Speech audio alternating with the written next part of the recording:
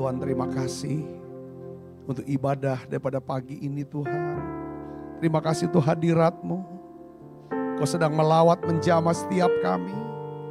Tuhan, curahkan Roh Kudus-Mu buat kami.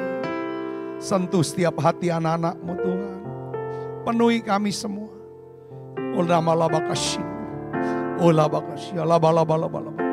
Bapak, Ibu, Saudara, kita ada di rumah Tuhan. Saudara bisa datang kepada Dia, ucapkan terima kasih, ucapkan syukur sama Tuhan. Mari, 1 minggu Tuhan sudah berkati dan sertai kita. Mari datang pada Tuhan, buka suaranya. Mari ibu bapak berdoa, ucap syukur sama Tuhan. Kami bersyukur ya Tuhan. Kau pimpin kami sepanjang minggu ini. Engkau menyertai kami dengan segala yang baik ya Tuhan. Dan hari ini Tuhan, mari berdoa, minta ibu bapak, doa minta. Dia hadir di sini. Aku berdoa ya Tuhan. Semua anak-anak-Mu yang sakit Tuhan sembuhkan. Semua anak-anak-Mu yang lemah Tuhan kuatkan. Biarlah ibadah hari ini, firman yang akan disampaikan ya Tuhan, menjadi jawaban buat hidup kami.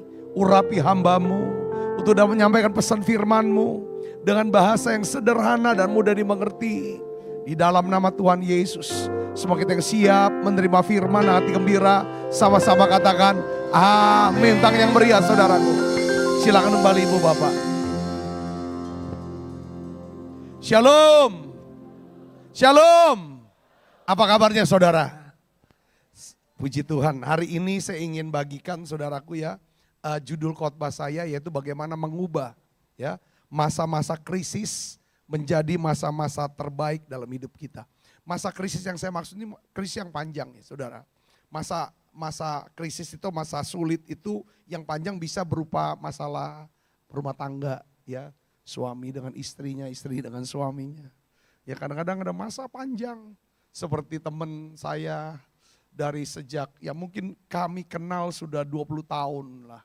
Saudaraku di gereja ya kan dia punya anak masih kecil-kecil pada waktu itu. Saudaraku ya kan dia cerita, dia konseling dengan saya. Ya kan bagaimana perlakuan suaminya, ya kan dengan kekerasan verbal maupun fisik dan lain sebagainya.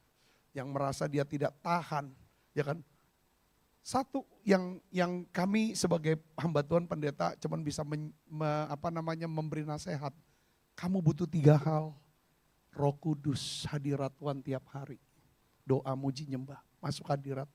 Kedua, kamu butuh firman Tuhan. Yang ketiga, kamu butuh gereja, komunitas rohani atau keluarga rohani. Jangan lari dari 3 ini. Kalau 3 ini ada, ibu bisa selesaikan dan lihat bagaimana Tuhan mengubah masa krisis menjadi masa-masa terbaik dalam hidup ibu. Katakan amin. Coba beri kemuliaan Yesus. Bertahun-tahun dia berdoa untuk suaminya bisa tobat, bisa baik, bisa tanggung jawab. Tidak ada jawaban, saudaraku. Tapi saya bilang konsentrasi, besarkan anak, didik anak takut Tuhan. Ajar anak terus. Jangan ajar anak benci sama bapaknya. Tapi ajar anak terus mendoakan dan mengasihi bapaknya. Hari ini semua anak-anaknya, saudaraku, semuanya diberkati Tuhan. Semuanya ya kan kehidupan hanya baik, punya mantu bagus, karir yang bagus, dan suaminya sudah kembali kepada dia. Tuhan sudah pulihkan rumah tangga ini. Coba beri kemuliaan buat Yesus. Sekarang ibu ini banyak bersaksi, menguatkan banyak ibu-ibu yang lain. Ya kan, ini yang saya mau kasih renungan seperti ini saudaraku. Tiap kita pasti ada kesedihan, ada tangisan, ada pergumulan. Yang dimana kita sudah doa mungkin seminggu, sebulan, setahun, 2 tahun. Sebenarnya kok Tuhan belum ubah, belum dapat. Tapi untuk yang ini kok lancar. Nah hari ini kita ngebahas beberapa, mungkin bapak punya pergumulan dengan seorang anak. Ya kita tidak mengendaki anak, kita berharap anak kita baik-baik. Tapi ketika Tuhan izinkan, kita harus merawat anak-anak yang berkebutuhan khusus dan lain sebagainya. Itu yang merupakan satu pergumulan yang cukup panjang. Krisis yang gitu panjang. Saudara Yesus, nah hari ini saya ingin sharing, ya kan apa kata Tuhan. Bagaimana kita bisa mengubah masa-masa sulit ini dalam hidup kita. Saudaraku, bisa menjadi masa-masa yang terbaik. Katakan amin saudaraku. Beberapa mungkin mengalami, ya saudaraku, sakit yang tidak pernah sembuh. Apa kita terus mau nangis, mau mengeluh, mau marah dan tidak mau buat apa-apa. Atau kecewa dengan Tuhan. Hari ini saudaraku, ada banyak contoh di dalam Alkitab. Saudara yang seorang yang mengalami krisis yang begitu panjang, kesulitan begitu panjang. Tapi ya saudaraku, dia terus membangun yang namanya kesadaran akan hadirat penyertaan Tuhan. Orang ini contohnya namanya Yusuf. Saudara tahu Yusuf di Alkitab, anak daripada Israel, anak daripada Yakub. Saudaraku, ketika dia dijual sebagai budak, itulah masa krisis yang cukup panjang buatnya. Masa-masa sulit, sebagai budak tidak ada masa depan. Saudaraku, tetapi Alkitab katakan, Yusuf selalu membangun kesadaran akan apa? Penyertaan Tuhan, katakan amin. Ya kan, karena Tuhan menyertai Yusuf, ya kan, apapun yang dikerjakan Yusuf Tuhan buat berhasil. Sekalipun dia sebagai budak, saudara, dia berhasil, punya dampak berbuah. Waktu dia difitnah, saudaraku dibuang ke penjara. Alkitab juga jelaskan, saudaraku, karena dia tidak lepaskan namanya roh Tuhan. Saudaraku, Tuhan buat juga berhasil dalam penjara. Bahkan kepala penjara, saudaraku, memberikan kepercayaan kepada dia. Nah hari ini saudaraku, ya kan, saya ingin ajak saudara untuk menyadari betapa pentingnya daripada peranan Roh Kudus dalam kehidupan kita. Mari kita buka Alkitab kita, Yesaya 32 ayat 15. Ini dasar firman. Ya saudara, untuk kita bisa percaya bahwa Allahku sanggup untuk mengubah masa-masa terburuk dalam hidup kita menjadi masa-masa yang terbaik. Katakan amin. Katakan amin. Ini dia. Saudara, ini ayat sudah pernah baca. Sudah hafalkan ayat ini. Ini saya ingin tekankan. Jangan jauh dari hadirat Tuhan. Jangan sampai saudara nggak masuk hadirat Tuhan. Karena ketika di sini katakan sampai dicurahkan kepada kita. Kita baca sama-sama. 1, 2, 3. Sampai dicurahkan kepada kita roh dari atas. Maka apa? Padang gurun akan menjadi kebun buah-buahan. Dan kebun buah-buahan itu akan dianggap hutan. Kita sudah tahu. Padang gurun itu bicara tentang masa-masa tersulit. Masa-masa kering. Masa-masa yang akan tersukar dalam hidup kita. Tapi Tuhan bisa ubah itu menjadi kebun buah-buahan. Katakan amin. Kebun buah-buahan, saudaraku. Hari ini, saudara, satu kata kuncinya. Ketika kita dari padang gurun, kita dalam masa-masa sulit. Ya kan, Alkitab jelas, jangan tawar hati. Katakan, kiri kanannya bilang, jangan tawar hati. Ini firman Tuhan katakan apa? Di dalam Amsal 24 ayat 10 kita baca sama-sama. Amsal 24 ayat 10, 1, 2, 3.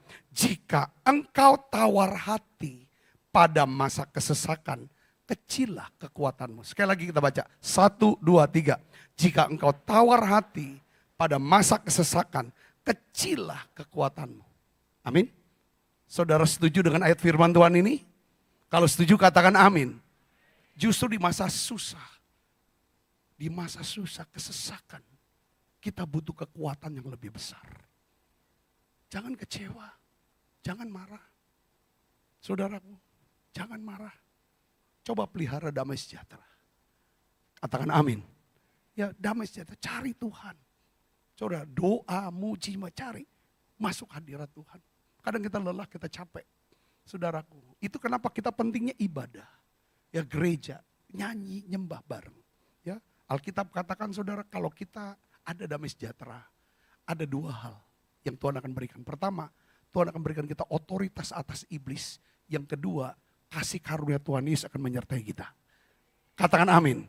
Ya, Roma 16 ayat 20. Ini ayatnya. Kita baca 1, 2, 3. Semoga Allah sumber damai sejahtera akan segera menghancurkan iblis di bawah kakimu. Kasih karunia Yesus Tuhan kita menyertai kamu. Nah hari ini saudara saya ingin bagikan. Ya kan, semua bisa Tuhan ubah.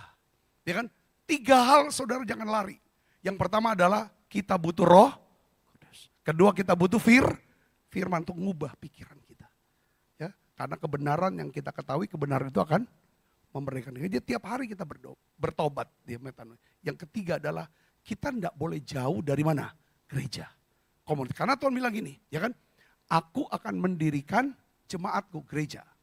Allah maut tidak akan menguasai. Sepanjang saudara ada dalam tertanam di gereja. Ada keluarga rohani, saudara tertanam.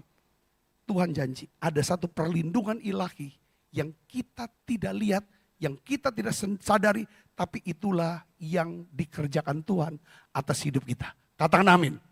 Nah sekarang pertanyaannya begini, bagaimana caranya? Bagaimana caranya Tuhan mengubah yang masa-masa terburuk dalam hidup kita menjadi masa-masa yang terbaik? Saya ingin ajak saudara untuk renungkan, saudara, ya kan, dari kisah Yesus memberi makan 5 ketur roti, 2 ekor ikan. Dia kasih makan ribuan orang, 5.000 orang laki-laki, tidak termasuk anak-anak dan perempuan. Saudaraku, kita lihat paling tidak ada banyak poin sebenarnya. Karena waktu, saya ingin bagikan 3 hal saja ini yang paling penting. Yang pertama adalah, saudara, kita perlu memiliki yang namanya apa? Kepedulian dan apa? Saudara harus doa. Saudara harus minta. Tuhan, di masa-masa belas kasihan Tuhan. Tuhan, berikan aku belas kasihan-Mu. Berikan aku belas kasihan-Mu. Karena belas kasihan inilah, saudara, yang mengaktifkan kuasa Allah untuk melakukan mujizat di dalam hidup kita. Katakan amin. Katakan amin. Saudara melihat mujizat Tuhan terjadi dalam hidup saudara? Belas kasihan ini didoakan. Saudara doakan. Ya kan ada satu ayat saudaraku ya. Kolose 3, saudara ayat 13, kalau salah 12. Dia katakan gini, ya kan sebagai orang yang dipilih Allah, yang telah dikuduskan. Ya kan? Ya kan? Kenakanlah apa? Belas kasihan. Kemurahan hati. Kerendahan hati, kelemah lembutan dan kesabaran. Di masa sulit didoakan. Kalau saudara dapat firman rema, doakan. Katakan amin. Doakan itu supaya ada. Nah lihat saudara ya, sebelum Yesus melakukan mujizat, beri makan ribuan orang. Saudaraku, sebelum Yesus mengubah masa-masa kekurangan, masa-masa krisis menjadi masa-masa terbaik. Apa yang dibuat? Alkitab sudah katakan, tergeraklah hati Yesus oleh belas kasihan. Ya, Matius 14 ayat 14 sampai 16. Kita baca sama-sama. 1, 2, 3. Ketika Yesus mendarat, ia melihat orang banyak yang besar jumlahnya. Maka tergeraklah hati Yesus oleh belas kasihan kepada mereka. Dan ia menyembuhkan mereka yang sakit. Ada mujizat kesembuhan. Ya. Terus menjelang malam murid-muridnya datang kepadanya dan berkata, tempat ini sunyi dan hari sudah mulai malam. Suruhlah orang banyak itu pergi supaya mereka dapat membeli makanan di desa-desa. Tetapi Yesus berkata kepada mereka, tidak perlu mereka pergi.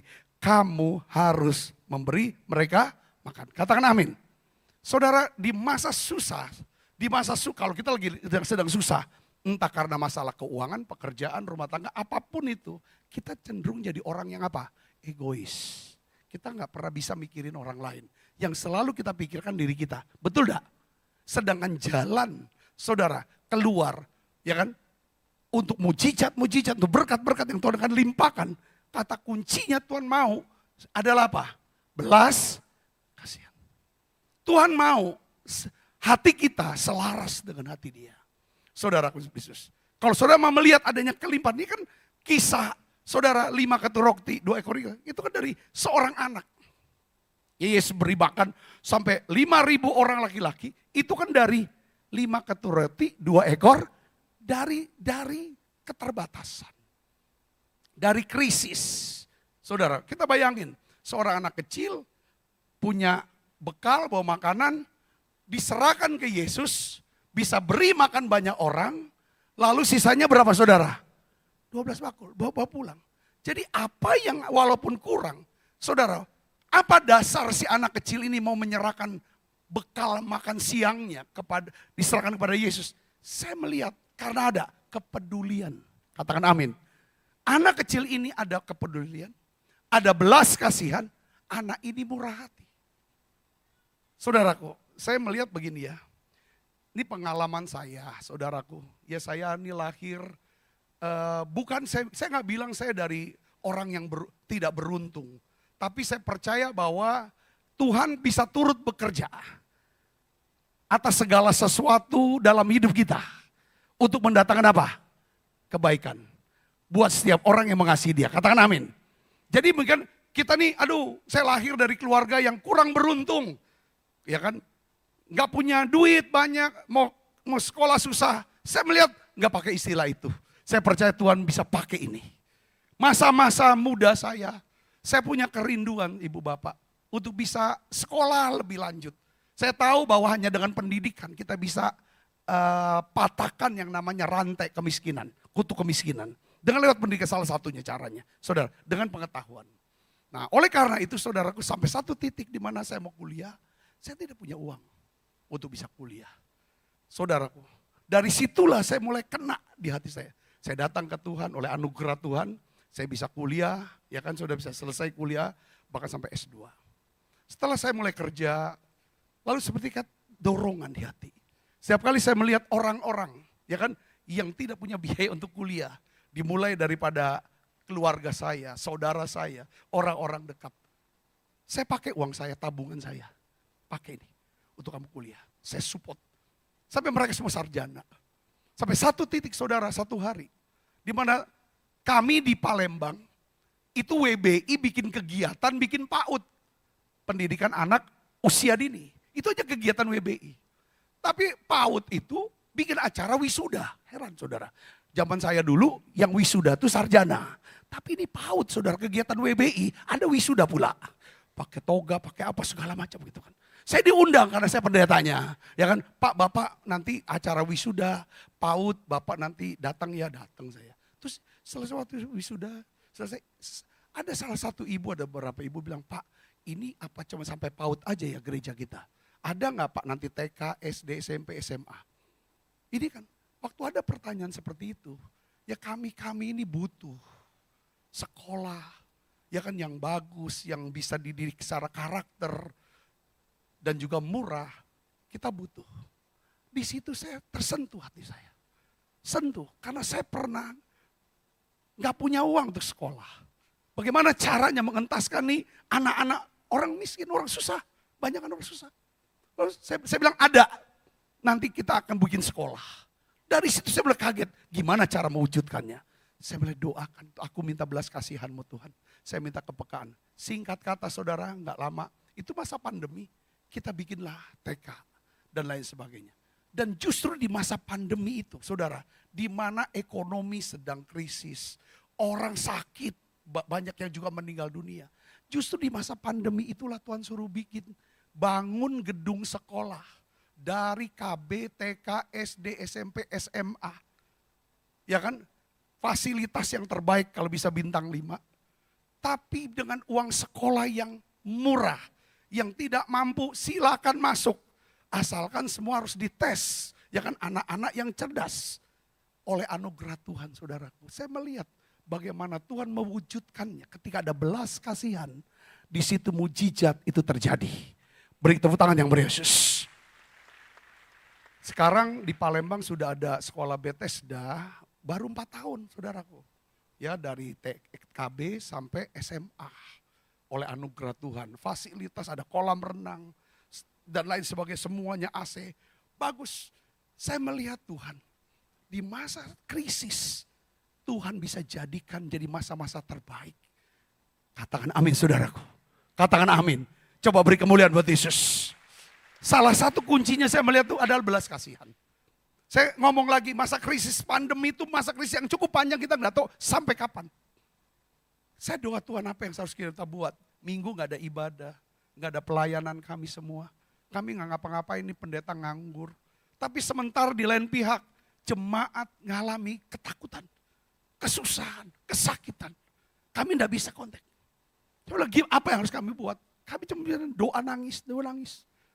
Berapa WA segala macam. Akhir Tuhan bilang gini, yang selama ini kamu kerjakan itu sebagai pendeta tuh ngapain? Saya tuh dari sejak Pak Niko bagikan tanpa menara doa, tidak ada penuaian jiwa. Saya tuh sejak saat itu, tahun 2000 kan, tahun 2000. Saudaraku, 2001. Itu tiap hari saya masuk menara. Saya tuh kerja tiap hari masuk menara, jam 10 sampai jam 12, itu pasti ada menara doa. Dia tuh bilang, apa kamu? Saya kerja menara doa Tuhan.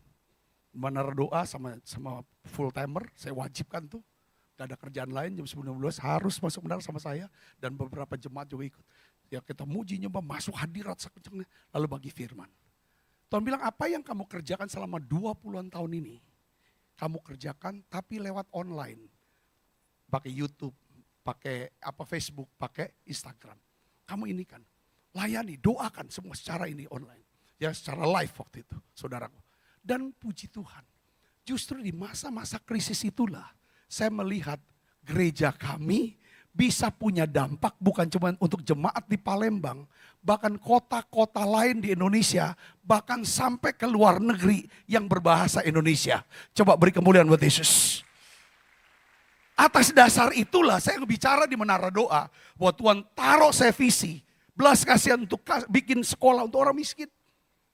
Dengan uang sekolah di sana cuma 500.000 saudaraku. PK. Sangat murah hitungannya.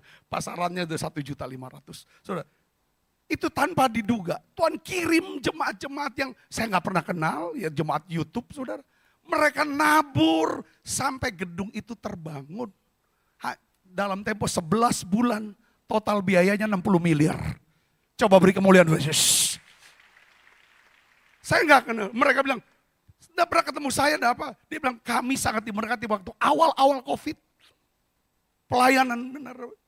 Saudara, saya bisa melihat itu semua dimulai apa? Belas kasihan. Katakan amin saudara. Kita ingin tolong. Kita ingin tolong. Ketika ada belas kasihan satu orang, saya percaya Tuhan akan kirim untuk bisa mewujudkan apa yang dia inginkan. Katakan amin saudaraku. Mulai dari tadi. Jangan sampai iblis berusaha untuk membuat kita kehilangan taste kasih dan belas kasihan. Kepedulian. Kemarin saya sharing ngobrol sama Pak Gembala, Pak Hani, saudaraku tentang kita lagi sedang buat House of Mercy di tempat ini. Cerita tuh, waduh, saya juga tersentuh di masa-masa Ibu Vera almarhumah sakit. Ketemu dengan satu teman yang SOS, ya kan? Kami belum punya rumah singgah, ya kan? Dan ini Bu Vera tanpa sepengetahuan Pak Hani, ya kan? Membiayai rumah singgah itu. Setelah dibangun, selesai rumah singgah itu, Pak Pendeta ini mau bawa undangan untuk Pak Hani dan Bu Vera ikut peresmian yang ada di Pekanbaru. Mungkin Pak Hani udah cerita di sini. Saya tersentuh sekali. Tapi hari di mana dia bawa undangan, Bu Vera sudah sedang ada doa penghiburan di sini. Baru beliau cerita tentang hal. Dari situ mulai. Saya mau bicara gini. Masa-masa sukar bisa diubah menjadi masa terbaik. Masa terbaik itu bukan berarti kita jadi kaya. Kita jadi populer. Menjadi masa terbaik adalah masa di mana kita jadi manusia bukan cuma bisa hidup, bisa makan, bisa tidur. Tapi kita bisa berdampak dan berbuah sehingga nama Tuhan dipermuliakan. Yang ngerti katakan amin. Itu masa terbaik. Katakan amin saudaraku. Makanya Musa bilang, dia tulis di dalam Mazmur, masa hidup manusia berapa tahun? Berapa? 70 tahun. Ya kan? Kalau dia kuat berapa tahun? 80 tahun. Tetapi isinya apa? Kesusahan, kesedihan, penderitaan. Musa umurnya berapa? 120 tahun. Kenapa dia bilang masa hidup manusia cuma 80 tahun? Sedangkan dia 120 tahun. Dia mau ngomong begini saudaraku. Selama 80 tahun aku hidup hanya untuk diriku sendiri. Yang ada penderitaan. 40 tahun aku di istana Mesir. 40 tahun aku ada di padang gurun. Susah hidup aku. Tapi 40 tahun episode yang ketiga, 40 tahun yang ketiga, 80 sampai 120, itulah hidup aku berbuah, berdampak. Jadi membawa bangsa Israel keluar dari itulah masa-masa terbaik dalam hidup Musa. Yang ngerti katakan amin. Yang ngerti katakan amin. Beri kemuliaan buat Yesus. Tuhan bisa pakai masa-masa tersulit kita, itu bisa menjadi masa terbaik. Membuat berapa banyak saya melihat orang-orang dalam hidupnya. Saya kenal Tuhan Pak. Saya percaya Tuhan Yesus. Saya diselamatkan Pak. Saya melayani lagi. Saya kembali lagi sama Tuhan. Justru Tuhan sedang Di masa apa? Masa-masa terburuk dia. Tuhan ubah. Dan hari ini ada banyak jiwa aku sudah selamatkan. Aku sudah buat ini dan itu. Saudara, hari ini saya hanya ingin menggugah sekali lagi. Saya berdoa untuk saudara. Kiranya hidup kita ada satu lagi dimenangkan buat Tuhan. Kapan terakhir kali saudara berdoa untuk orang diselamatkan? Kapan terakhir kali saudara bawa jiwa untuk datang ke gereja? Kapan terakhir kali saudara ajak orang yang sudah lama tidak ke gereja untuk balik lagi? Ini perlu. Saya bilang, ini masa terbaik kita. Ada masa di mana, saudaraku yang Yesus, ya kan? Kita bisa gunakan apa yang ada. Yang kedua, kita perlu menggunakan apa yang ada dan melakukan apa yang kita bisa. Katakan amin. Kalau kita mau melihat bagaimana Tuhan mengubah masa sulit kita menjadi masa terbaik. Yang kedua adalah poin yang kedua, kita perlu menggunakan apa yang ada dan melakukan apa yang ininya bisa diganti PDF-nya. Oke, terima kasih. Coba ayatnya. Saya ingin ajak baca ayat Yohanes 6 ayat 8 sampai 9. Oke, kita baca sama-sama yuk, Bapak Ibu. Kenapa saya ingin ajak baca Alkitab sama-sama? Karena saya percaya bahwa firman Tuhan ini kalau kita ucapkan keluar, iman itu timbul dari mana? Pendengaran akan apa? Waktu saudara baca firman Tuhan, kuping kita nih dengar firman, akan muncul iman. Katakan amin. Ya, kata-kata firman yang keluar dari mulut kita itu lebih dekat suara ini. Saudara, ayo kita baca sama-sama. 1, 2, 3. Seorang dari murid-muridnya yaitu Andreas, saudara Simon Petrus, berkata kepadanya, di sini ada seorang anak yang mempunyai 5 roti jelai dan 2 ikan. Tetapi apakah artinya itu untuk orang sebanyak ini? Saudara, menurut pandangan daripada Andreas, apa artinya 5 ketur roti itu? Tetapi saudara, akhirnya saya percaya walaupun tidak ada dialognya, anak ini menyerahkan ke Tuhan. Ke Tuhan Yesus, saudaraku. Saya mau katakan begini ya. Kalau kita mau Tuhan pakai hidup kita, saudaraku, ya kan, menjadi masa terbaik maksud saya. Ada satu kata-kata seorang yang bernama Arthur Ashe, dia seorang pemain tenis, juara tenis Wimbledon ya. Ya, dia berkata begini saudara, to achieve greatness, ada tayangan. Saudara lihat, ini adalah seorang pemain tenis, juara tenis. Saudara sudah tahu cerita dia ya. Ini orangnya, ini dahsyat nih saudara. Justru masa terbaik dia, bukan pada waktu dia jadi juara Grand Slam tenis. Tetapi justru setelah dia kena, pada waktu itu kan dia jadi juara saudara. Setelah tahun 75 ya, dia juara, tahun 79 katanya dia kena serangan jantung, lalu dia transfusi darah. Saudara, jantungnya sehat, setelah sudah dicek, rupanya orang yang kasih donor darah adalah orang yang kena HIV. Jadi dia sembuh jantungnya, lalu dia kena virus, saudaraku. Nah, emang ada orang pada ngomong gini, kenapa kamu gak nanya sama Tuhan ya, kenapa kok kamu di antara ribuan pasien, kok kamu yang kena, kamu yang sial. Dia bilang enggak, aku gak pernah nanya Tuhan seperti itu, karena waktu aku juara dunia, dari 50 juta orang yang mau main tenis, ya kan, hanya ada 5 juta orang yang belajar tenis. Dari 5 juta orang, hanya 5.000 orang yang ikut Grand Slam. Dari 5.000 orang, cuma 50 orang yang bisa ikut turnamen Wimbledon. Dari 50, cuma ada 2 yang masuk final. Dan pada waktu saya jadi juaranya, saya gak pernah tanya, kenapa saya Tuhan yang dipilih jadi juara, bukan orang lain. Jadi sekarang saya kena AIDS, saya gak pernah nanya Tuhan, kenapa saya yang kena penyakit AIDS. Coba beri kemuliaan buat Yesus, kata-kata ini luar biasa. Tetapi saya mau lanjutkan begini, saudaraku. Dia berkata begini saudara, ya kan, to achieve greatness, start, mulai. Di mana kamu berada saat ini. Pakai apa yang kamu punya. Lakukan apa yang kamu bisa. Saudara tahu, justru dengan dia kena sakit AIDS, seluruh kekayaannya, saudaraku, dia sumbangkan ke yayasan untuk menolong orang-orang yang kena sakit AIDS.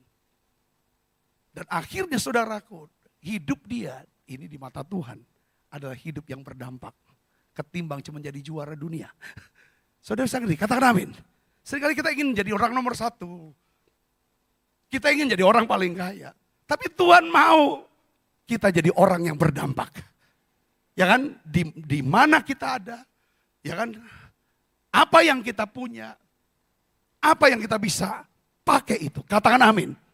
Ya, kalau kita bisa mulai dari apa yang ada, dari apa yang kita bisa, selanjutnya saya mau kasih tahu, Tuhan akan menyediakan segala yang kita butuhkan untuk melakukan kehendaknya supaya nama Tuhan dipermuliakan. Katakan amin. Saya dengar kesaksian daripada Pak Hani, saudaraku, ya kan, dengan membangun House of Mercy. Wah, itu banyak sekali, semua sudah mau nabur, saudara juga mau nabur, ya kan, untuk membangun ini. Ya kan, berdoa juga untuk bisa dapat apa CSR-nya itu, CSR itu, ya kan, untuk ini kan. Saya percaya itu, saya juga heran ketika saudaraku, kita mulai apa yang ada. Dengan tanah yang ada, uang yang ada. Saudaraku, Tuhan bilang, dengan uang yang berapa yang kamu mulai? Mulai dulu bangun rumah, sekolah itu. Bangun dulu klinik itu. Nanti Tuhan akan berikan nanti rumah sakit. Bangun dulu apa yang ada. Dari apa yang ada. Kata kunci yang pertama adalah dimulai harus apa? Yang memotivasinya adalah belas kasihan. Dari belas kasihan kita lihat, kita berdoa. Minta belas kasihan Tuhan. Yang kedua, minta supaya Tuhan buka mata kita. Untuk bisa melihat apa yang kita punya, apa yang kita bisa, serahkan itu ke tangan Tuhan. Katakan amin, itu cukup. Seperti anak kecil, dia bisa tahu dia punya 5 ketur roti, 2 ekor ikan. Dia serahkan ke Tuhan dan rupanya cukup untuk memberi makan ribuan orang, bahkan lebih 12 bakul. Katakan amin saudaraku. Nah 1 Petrus 4 ayat 10 katakan apa? Layanilah seorang akan yang lain. Sesuai dengan karunia yang telah diperoleh tiap-tiap orang sebagai pengurus yang baik dari kasih layani. Ayo saudaraku, sementara saudara sedang bergumul, ya kan, jangan sampai saudara dan saya, kita semua tidak berbuah. Pakai karunia Allah, kobarkan karunia Allah yang ada pada kita. Katakan amin. Kalau kita kobarkan, maka kita tidak akan pernah hidup dalam ketakutan, tapi hidup dalam kekuatan, kasih, dan ketertiban. Yang percaya katakan amin. Sekali lagi beri tepuk tangan yang meriah buat Yesus. Haleluya. Kalau saudara kobarkan karunia Allah yang ada pada saudara, maka Tuhan akan pakai saudara secara dahsyat. Amin. Saya tulis di dalam PDF saudara. Ya, orang yang paling banyak melayani, orang yang paling banyak menolong, orang yang paling banyak memberi adalah orang yang paling apa? Saudara mau jadi orang yang paling berbahagia? Katakan amin. Ya kita nolong orang. Supaya orang bisa dapatkan apa yang jadi doa dia. Amin saudaraku. Pernah gak saudara orang datang, tolong doain aku. Anak aku mau masuk sekolah. Aku belum punya uang untuk cukup. Dan rupanya saudara punya uang di kantong. Tuhan pernah ajar saya seperti itu. Nggak usah didoakan orang itu. Ya, langsung tarik dompet. Kasih ke dia uang itu. Selesai. Kadang kita bisa, ya kan saudaraku, jadi apa? Jadi mujizat. Kita bisa minta tolong Tuhan buat mujizat bagi dia. Tapi seringkali juga Tuhan mau pakai kita jadi mujizat. Katakan amin saudaraku. Nah, saya tuh senang cerita ini. Mungkin saudara udah tahu lah ceritanya. Ya. Seorang Sherpa. Sherpa itu pemandu untuk naik gunung di Mount Everest. Saudara, namanya Tenzing Norgay. Tenzing Norgay adalah seorang Sherpa pemandu untuk naik gunung yang bawa peralatan gunung itu kayak tenda, lah makanan segala macam untuk Edmund Hillary. Siapa Edmund Hillary saudara tahu? Dia adalah orang pertama yang menginjakan kaki di puncak gunung tertinggi di dunia, Mount Everest. Nah, ceritanya saudara ketika Edmund Hillary orang Inggris, saudara orang Inggris, ya kan sama Tenzing Norgay ini orang Nepal yang jadi pemandunya, saudara, turun dari puncak gunung Mount Everest.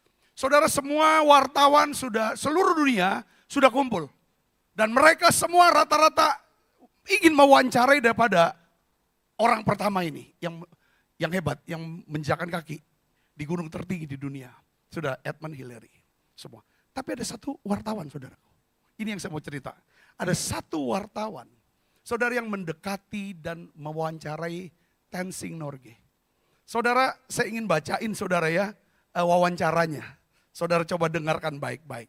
Jadi wartawannya nanya begini saudara kepada Tenzing Norgay. Bagaimana perasaan kamu dengan keberhasilan Edmund Hillary menaklukkan puncak tertinggi di dunia itu? Jawaban daripada Tenzing Norgay, dia bilang apa? Saya senang sekali. Saya sangat bahagia sekali. Lalu si wartawan ngejarnya begini. Ya kan? Kamu kan seorang pemandu, kamu kan seorang serpa bagi Edmund Hillary. Posisi kamu di mana? Pasti di depan kan? Seharusnya kamu orang pertama di dunia ini yang menjejakkan kaki di puncak Mount Everest. Harusnya kamu, karena kamu di depan. Dia bilang iya betul sekali. Tenzing Norgay bilang iya betul. Ketika tinggal satu langkah mencapai puncak, saya berhenti. Saya persilakan Tuan Edmund Hillary untuk menjejakkan kakinya lebih dahulu. Supaya dia menjadi orang pertama yang berhasil menaklukkan puncak gunung tertinggi di dunia. Lalu wartawan ini penasaran saudaraku. Dia tanya lagi, kenapa kok kamu lakukan itu? Kenapa kamu lakukan itu? Kenapa bukan kamu? Harusnya kamu yang nomor satu. Kenapa kamu lakukan itu? Jawaban Tenzing Norgay adalah, serpa ini bilang ini, karena itu impian. Itulah impian, cita-cita Tuan Edmund Hillary. Bukan impian saya. Impian saya adalah berusaha menolong dia mewujudkan impiannya. Tenzing Norgay, seorang yang punya hati mulia. Impiannya adalah melayani untuk mewujudkan orang lain. Ya kan? Mencapai impiannya menjadi kenyataan. Katakan amin. Saudara, saya mau nanya saudara, siapa yang terbesar? Siapa yang terbesar? Hah? Edmund Hillary, orang Inggris atau orang Nepal? Di mata Tuhan orang Nepal. Katakan amin. Kenapa kita harus hormati mama kita, bapak kita? Karena mereka, mama, bapak kita inilah yang selalu berdoa, berharap, berusaha keras, mewujudkan impian kita anak-anaknya. Setuju tak? Katakan amin. Kita sebagai orang tua, sama anak kita juga. Kita doa, kita harap, kita ajar, kita didik, kita korban apapun supaya anak-anak kita bisa mewujudkan impian dia. Katakan amin. Sebagai anak-anak Tuhan, hari ini saya mau beritahu kepada saudara, Tuhan Yesus masih berdoa buat kita. Alkitab bilang, dia menjadi pengantara. Ya kan? Supaya kita bisa beroleh keselamatan dengan sempurna. Katakan amin saudara. Itulah impian. Bayangkan. Jadi kalau hati daripada Tuhan selalu ingin mewujudkan impian kita. Dia ingin anak-anaknya bantu wujudkan impian-impian orang lain. Untuk bisa mewujudkan ini saudara, kita perlu ada apa? Kepedulian. Gak usah yang besar-besar lah kadang-kadang ya. Hal yang kecil. Kita bisa lakukan mulai dari yang kecil. Kepedulian, belas kasihan. Pakai apa yang ada. Jangan nunggu kaya, nunggu hebat, baru bantu. Katakan amin. Sederhana pesannya. Tapi kalau saudara lakukan, saya percaya Tuhan akan memberkati sepanjang hidup saudara. Di segala musim. Katakan amin. Saya saksi. Hidup saya gak selalu baik-baik hidupnya. Banyak badai. Masa tenang, badai. Tapi yang saya tahu saya pegang. Saya gak mau kehilangan belas kasihan dan kepedulian. Untuk jiwa-jiwa. Jadi saya selalu mau pakai apa yang ada. Apa yang saya bisa. Saudara, yang ketiga. Saudaraku Yesus, yang ketiga ada. Ini, saudaraku, sebelum kita tutup. Kita perlu menyiapkan apa? Bekal. Dalam kehidupan kita. Katakan amin. Ya, Yohanes 6 ayat 9 apa saudaraku? Di sini ada seorang anak yang mempunyai apa? 5 roti jelai dan 2 ikan. Saudara ini dahsyat ini. Ini luar biasa. Dari 5.000 orang laki-laki. Tidak masuk perempuan dan anak-anak. Hanya 1 orang yang datang ke tempat itu membawa bekal. Siapa dia? Anak kecil. Orang yang membawa bekal adalah orang yang dipakai Tuhan. Orang yang dipakai Tuhan adalah orang yang diberkati Tuhan. Dia bawa pulang 12 bakul. Katakan amin saudara. Dia lakukan dari kepedulian, belas kasihan, dari apa yang ada, dia bawa bekal. Tuhan gak pernah bisa pakai seorang pun yang tidak bawa bekal. Saudara dan saya harus punya bekal dalam hidup. Kita harus bekali diri kita. Kalau kita ingin mau jadi berkat secara rohani, kita harus bekali diri kita. Dengan apa? Hadirat Tuhan, pujian, penyembahan Tuhan, masuk hadirat, firman Tuhan dan lain sebagainya. Supaya kita bisa bawa damai. So menjadi berkat secara jasmani, secara materi. Saudara harus bisa punya bekal. Katakan amin. Kalau hidup kita gak ada bekal untuk kita yang gak ada, kita kurang. Apa yang bisa kita bagi? Saudara bisa mengerti maksud saya di sini. Katakan amin. Lihat anak kecil ini, dia bawa bekal. Ketika ada kebutuhan yang sangat mendesak, di mana ribuan orang kelaparan, dia bilang, memang bekalku ini tidak cukup. Tapi kalau aku taruh dan serahkan ke tangan Tuhan, maka itu lebih daripada cukup. Katakan amin. Katakan amin. Waktu Pak Hani tunjuk saya jadi pendeta di Palembang.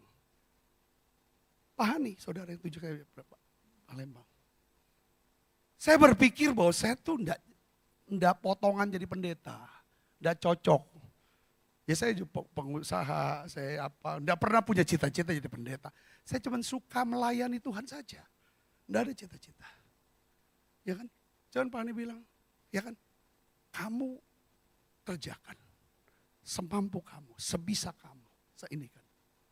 Saudaraku, mulai dengan 75 orang yang ibadah rutin, naik 100, 300 sudah gak pernah naik-naik lagi.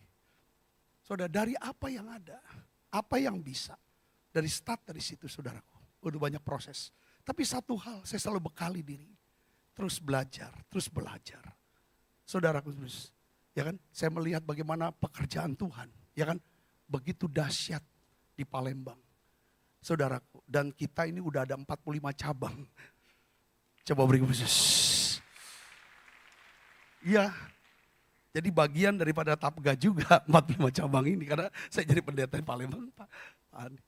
Saudara, ini kita mulai daripada yang ada. Kita gak pernah ini kan. Nah, saya ingin sharingkan apa yang saya sudah jalankan dalam hidup saya, bekal soal keuangan. Saudara mau gak diberkati secara uangan? Siapa yang mau diberkati secara keuangan supaya saudara bisa jadi berkat keuangan buat orang lain? Coba lambaikan tangan. Saudara mau amin? Saya tuh pernah ngomong gini.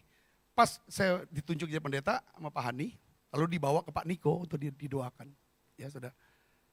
Saya doa sama Tuhan gini. Terus 2 tahun kemudian saya tuh 98.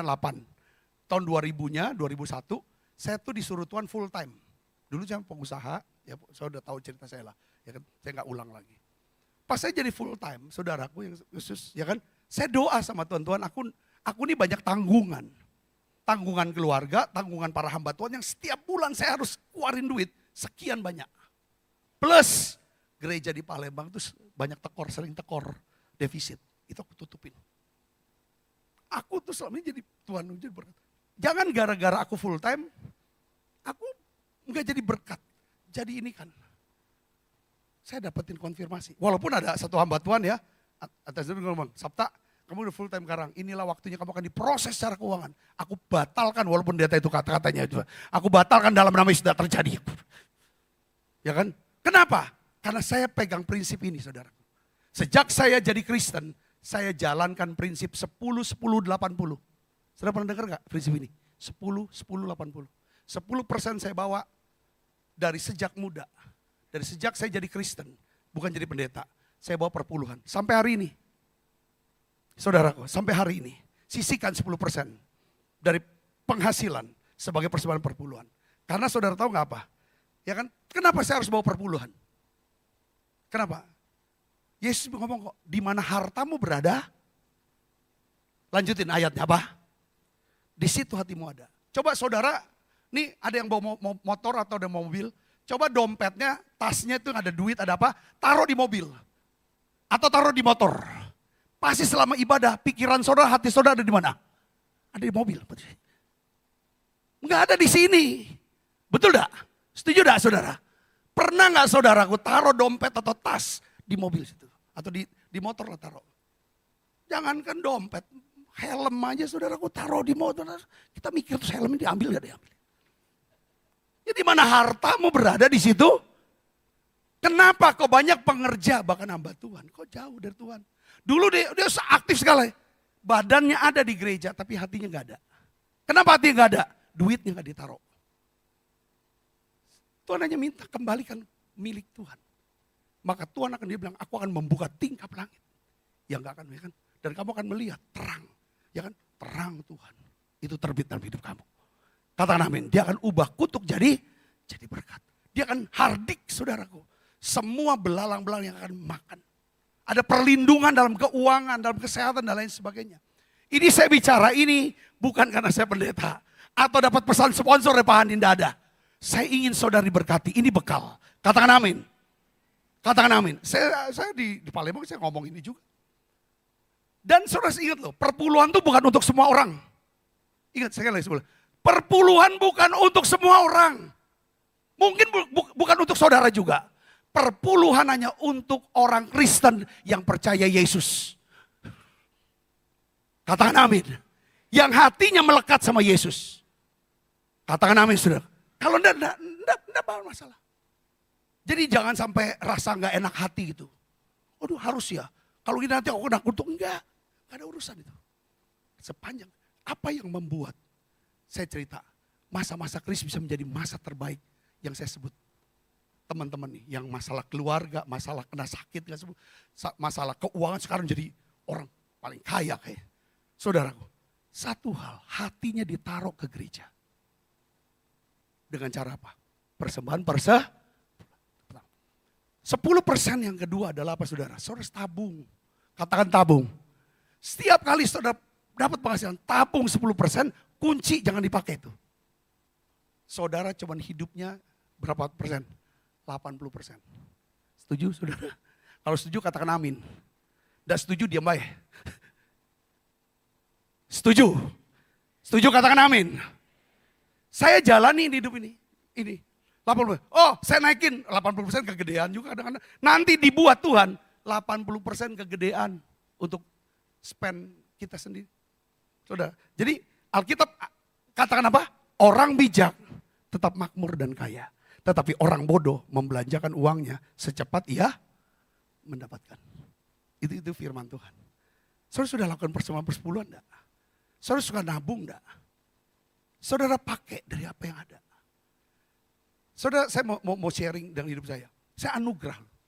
Mama saya ajar saya sama papa saya.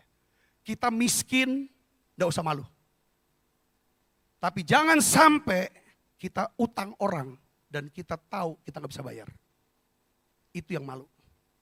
Walaupun kamu kaya, kamu utang orang dan kamu tahu nggak bisa bayar, itu yang malu. Miskin nggak usah malu. Yang penting kerja keras, nggak minta-minta.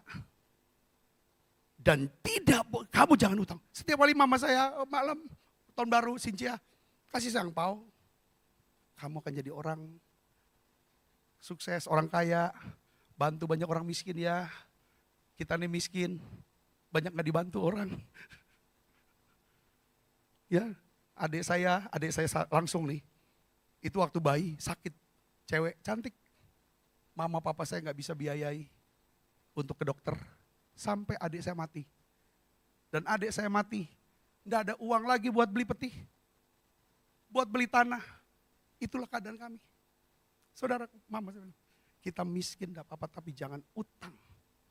Pakai hidup dari apa yang ada, kerja keras, jujur. Sampai dia melekat. Mama saya Pak belum Kristen dulu, papa saya belum Kristen. Saudara pun khusus. Itu yang membuat saya tuh sekolah, kesehatan, ya kan? Ini harus ada. Ada kena di belas kasihan. Dari situ saya bilang, nabung. Oleh anugerah Tuhan sampai hari ini, saya umur sudah hampir 60 tahun Pak. Saya gak pernah punya utang. 1 rupiah pun gak pernah punya utang dalam hidup saya. Gak pernah. Kalau saya mau beli sesuatu, saya nabung dulu, baru beli. Saya gak pernah mau beli dulu, baru nanti bayar. Mikir, pusing bayarnya. Enggak. Saya ngerti. Gereja, saya urus gereja. Saya pendeta kan ada otoritas keuangan. Saya buat juga 10, 10, 80. Oh 80 kebanyakan, masukin ke tabungan. Masukin untuk bantu-bantu yang lain. Dan kita melihat bagaimana cara Tuhan ketika Tuhan suruh bikin ini. Tuhan sudah siapkan dananya. Saudara bisa ngerti di sini, katakan amin. Banyak anak muda di sini. Jangan biasakan utang. Setuju saudara, katakan amin. Ini bekal. Kalau saudara lakukan ini, dengar baik, di masa krisis, ini untuk antisipasi untuk di masa depan. Ketika masa krisis, saudara tidak akan kekurangan. Bahkan saudara bisa jadi berkat buat banyak orang. Katakan amin. Di masa krisis pandemi, banyak gereja potong gaji full timer. Beberapa pendetanya nggak digaji. Saya dapat anugerah saya gereja kami. Berapa teman-teman pendeta kita support berbulan-bulan di masa pandemi. Kenapa? Karena kami punya tabungan. Kami nabung, kami nggak mau habisin. Saudara, bukan kami semuanya kumpulannya gereja adalah orang-orang kaya, tidak. Semua saya melihat jemaat, ya kan, tanda kedewasaan jemaat adalah dia taruh hatinya di gereja. Yang ngerti katakan amin. Nah sekarang coba pikirkan lagi. Saya tutup dengan kata-kata ini, sudah kelewatan. Ya. Pikirkan ini saudara. Seorang anak kecil, dia punya kepedulian. Dia punya belas kasihan. Dia serahkan bekalnya kepada Tuhan Yesus itu dipakai beri makan ribuan orang. Tapi justru dia pulang membawa berapa? 12 bakul. Artinya apa? Saya mau catat gini. Bekal atau persiapan bertemu dengan kesempatan atau kairos. Maka hasilnya saya sudah tulis makarios. Saya tulis buku makarios. Saudara, makarios adalah kata pertama yang Yesus ucapkan ketika dia khotbah di atas bukit. Berbahagialah orang yang miskin di hadapan. Kata berbahagia itu namanya makarios. Makarios artinya apa? Berbahagia. Ya apa saudara? Apa artinya? Berhasil, beruntung dan berbahagia. Saudara mau makarios? Bekal plus kairos sama dengan makarios. Katakan sama saya, bekal 1, 2, 3 ditambah atau ketemu kairos waktu Tuhan, kesempatan. Maka makarios. Saudara punya makarios, amin. Berhasil, beruntung, berbahagia. Beri kemuliaan buat Yesus. Yuk kita akan bangkit berdiri, saya sudah selesai. Banyak perkara yang tak dapat ku mengerti.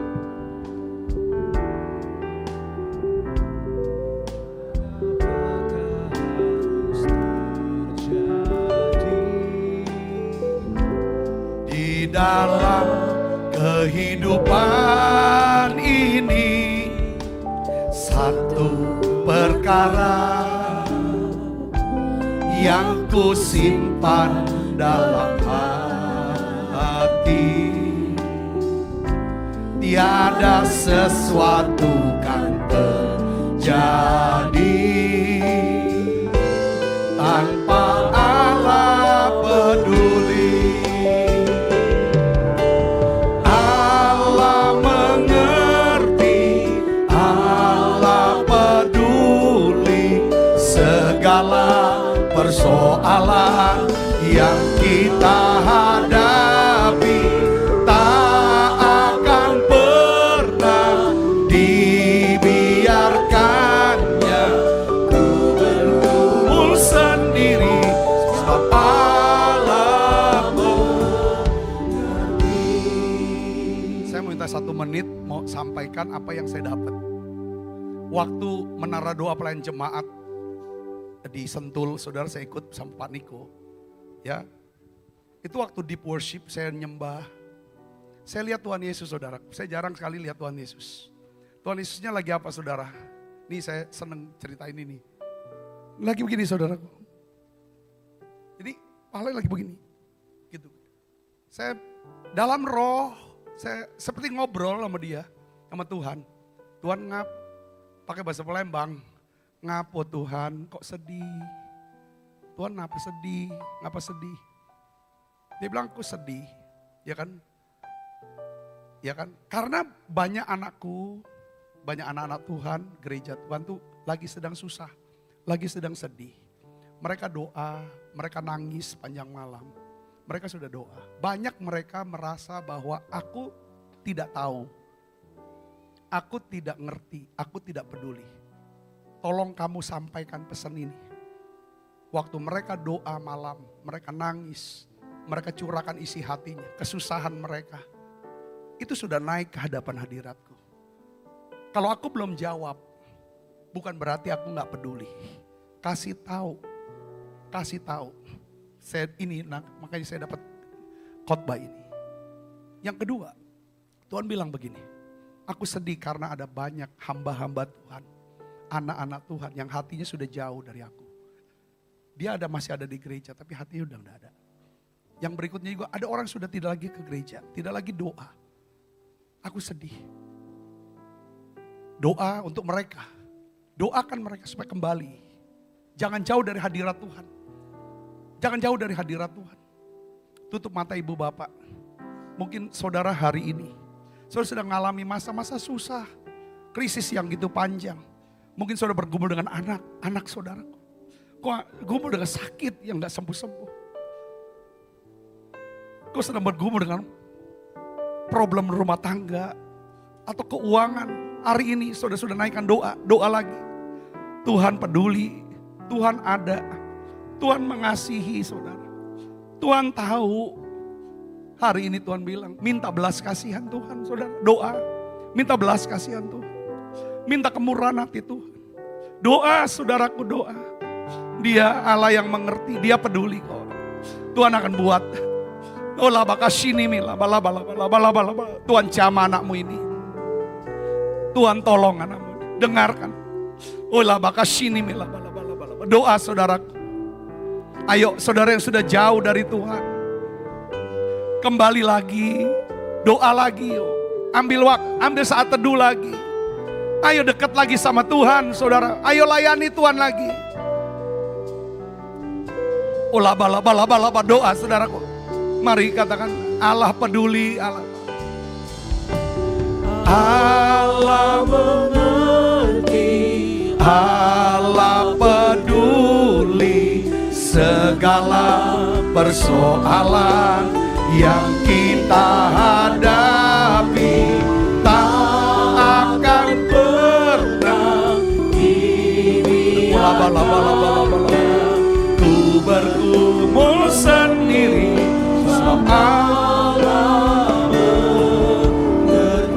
Kalau saudara datang dengan istri, suami atau teman, boleh pegang tangannya. Saya mau berdoa. Biar musik lagunya. Tuhan, aku berdoa untuk anak-anakmu ini. Kalau mereka sedang melewati masa-masa sulit, lembah kekelaman, aku minta Tuhan sertai mereka. Kuatkan mereka. Berikan kekuatan baru hari ini. Aku minta turunkan pengurapan-Mu Tuhan, urapan kasih yang melenyapkan ketakutan. Tuhan, angkat kesedihan, ganti Tuhan dengan sukacita-Mu, pengharapan-Mu. Tuhan, biarlah masa-masa sulit ini menjadi masa-masa ya Tuhan terbaik dalam hidup mereka. Tuhan, berikan belas kasihan-Mu buat kami. Tuhan, kasihani kami Tuhan, kasihani kami Tuhan. Tuhan, aku berdoa biar buka mata kami itu bisa melihat apa yang ada, apa yang kami bisa Tuhan. Untuk kami bisa biar Tuhan bergerak, ya Tuhan melakukan, ya Tuhan tindakan iman. Tuhan, biarlah ajar kami untuk selalu membekali diri kami secara rohani untuk hidup yang kekal. Bungkus semua anak-anak-Mu dengan kuasa darah-Mu. Malaikat Tuhan berpasukan mengelangkah hidup kami semuanya. Limpah rahmat rezeki Tuhan berikan. Kesehatan, kekuatan menjadi bagian hidup kami. Terima kasih banyak Bapa. Dalam nama Yesus kami berdoa. Haleluya. Amin. Beri tangan yang meriah. Silakan.